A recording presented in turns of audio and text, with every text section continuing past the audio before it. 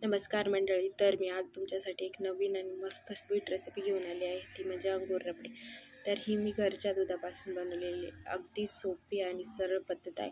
फक्त थोड्याशा ट्रिक्स आणि टिप्स वापरायच्या आणि मस्त झटपट अशी अंगूर रबडी तुम्ही घरच्या घरी बनवू शकता आणि तुमच्या घरचे म्हणजे बिलीव नाही करणार की ही तुम्ही घरी बनवलेली आहे असं.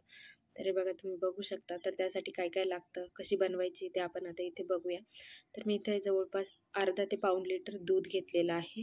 त्यानंतर इथे मी त्यामध्ये आता हे दूध व्यवस्थित उकळून घेतलेलं आहे, पूर्णपणे गरम करून उकळून घ्यायचं आहे. आणि त्यामध्ये मी आता इथे 1 लिंबाचा रस टाकलेला आहे.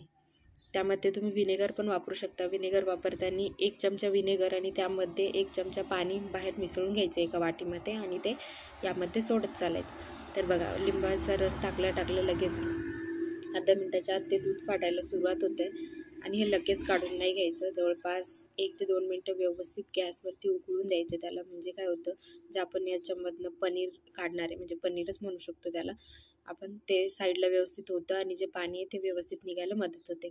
तर हे बघा, हे थोडंसं अजून पाणी व्हाईटच दिसते. थोडंसं हिरवट पाणी दिसायला लागले की आपण यामधलं जे पनीर तयार केले ते आपण काढून घेऊया. ते बघा, व्यवस्थित हलवत राहायचं आहे, म्हणजे व्यवस्थित त्याचं पनीर पण दुधामधनं साईडला होतं आणि पाणी साईडला होतं. तर तुम्ही बघू शकता इथे थोडंसं असं हिरवट कलर यायला सुरुवात झालेला आहे. गॅसची फ्लेम लो ठेवायची आहे आणि आता आपण हे व्यवस्थित काढून घेऊया. मी गाळणीने गाळून घेतलेलं आहे आणि हे अर्धा तास आपण सेट होण्यासाठी व्यवस्थित ठेवायचं आहे, किमान अर्धा तास. त्यानंतर आता अंगूर रबडीसाठी लागणारी रबडी आपण इथं बनवायला घेऊया. मी जवळपास 1 लिटर दूध घेतलेलं आहे. ते आपल्याला पूर्ण रबडी, म्हणजे जी रबडी आपल्याला बाजारात भेटते नॉर्मली, ती एकदम घट्ट आणि दाणेदार असते. तर तितकी घट्ट नाही बनवायची आपल्याला. यामध्ये 1 लिटर दूध घेतलेलं आहे, ते फक्त हाफ होईपर्यंतच आटवायचं आहे. म्हणजे जवळपास तुम्हाला 15-1 मिनटं लागतात. गॅस कमी करून आटवायचं आहे. हे बघा, इथे आता हाफ झालेलं आहे आणि व्यवस्थित जी साईडला जी साय येते ना, ती व्यवस्थित काढून त्या दुधामध्ये मिक्स करत चालायची, म्हणजे थोडासा घट्टसरपणा येतो. तर इथे मी 1 वाटी साखर टाकलेली आहे यामध्ये. ती साखर व्यवस्थित विरघळून घ्यायची आहे. त्यानंतर मी यामध्ये वेलची पूड टाकलेली आहे. वेलची पूडने मस्त टेस्ट आणि सुगंध येतो. त्यानंतर थोडंसं मी केसर जे आहे ते बाजूला गार दुधामध्ये भिजत घातलेलं होतं 15-20 मिनटं. ते व्यवस्थित मिक्स करून यामध्ये टाकलं आहे आणि मस्त असं येलोइश टेक्स्चर येतं याला. हे बघा, तुम्ही बघू शकता. जास्त घट्ट नाही करायची आपल्याला. जी अंगूर रबडीसाठी रबडी लागते ती पातळच असते. ही बघा, एवढी कन्सिस्टन्सी असते, कारण की आपण गुलाबजामसारखे त्यामध्ये अंगूर रबडी जे आहे ते टाकणार आहे, अंगूर जे केलेले आपण, आणि त्याच्यामध्ये ते जे रबडी आहे ती ॲब्झॉर्ब झाली पाहिजे. तर त्यानंतर आता आपण जे अंगूर बनवणार आहे त्यासाठी आपण इथे पाक बनवून घेऊया. पाक पण नाही म्हणता येणार, कारण की आपल्याला पाक नाही बनवायचा आहे. फक्त साखर जी आहे ती वितळून घ्यायची आहे, म्हणजे साखरेचं पाणी म्हणू शकतो आपण. तर मी इथे 1 वाटी साखर आणि त्यामध्ये 2 वाट्या पाणी टाकलेलं आहे आणि साखर वितळून घ्यायची आहे आणि लो फ्लेम करायची आहे.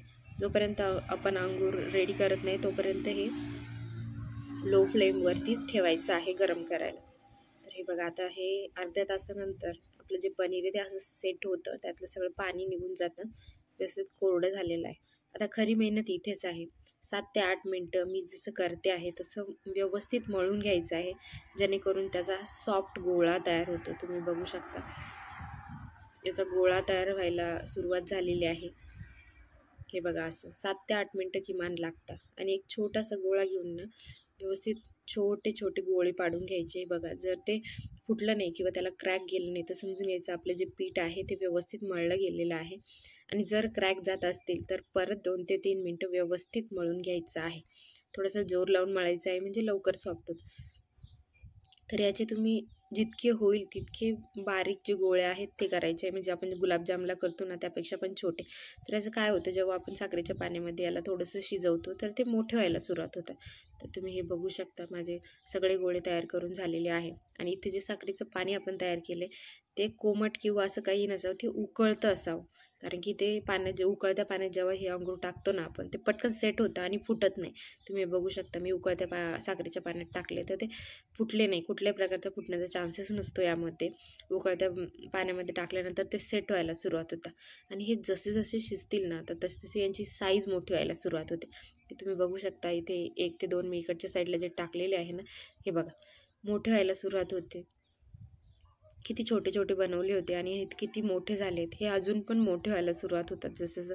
हे 4 ते 5 मिनटं व्यवस्थित त्या पाण्यामध्ये शिजवून घ्यायचे आहे आणि कोमट झाल्यानंतर त्याच्यातलं थोडंसं पाणी, एकदम थोडंसं स्पंज करायचं आहे. सगळं पाणी नाही काढून टाकायचं आहे. ते करून एका बाउलमध्ये हळूहळू काढून घ्यायला सुरुवात करूया आपण. हे बघा, थोडंसं एकदम स्पंज करायचं, थोडंसंच करायचं आणि इतकी मऊ लागतात. म्हणजे मोस्टली कसं होतं की असे रबरासारखे टाईट टाईट होतात, पण मी जे पद्धतीने केले आहेत ना, अजिबात नाही. तोंडात टाकल्या टाकल्या लगेच विरघळतात ते. आणि जी रबडी तयार केली ना, ती तयार करून मी फ्रीजमध्ये किमान अर्धा तास सेट होण्यासाठी ठेवलेली होती. आता हे सगळे जे अंगूर आहे त्यामधलं जे पाणी ते काढून घेतलेलं आहे, त्यामध्ये एका बाउलमध्ये काढून त्यामध्ये आपण आता ही सगळी रबडी टाकणार आहोत. आणि ही मस्त अर्धा तासासाठी फ्रीजमध्ये सेट व्हायला ठेवा. त्यानंतर मस्त सर्व करा. खूप छान लागते. तुम्ही नक्की ट्राय करून बघा. माझ्या चॅनलवर नवीन असाल तर माझ्या चॅनलला नक्की सबस्क्राईब करा, फॉलो करा अँड लाईक अँड कमेंट करा. तुम्ही नक्की करून बघा आणि केल्यानंतर कशी झाली आहे ती मला कमेंट बॉक्समध्ये नक्की सांगा.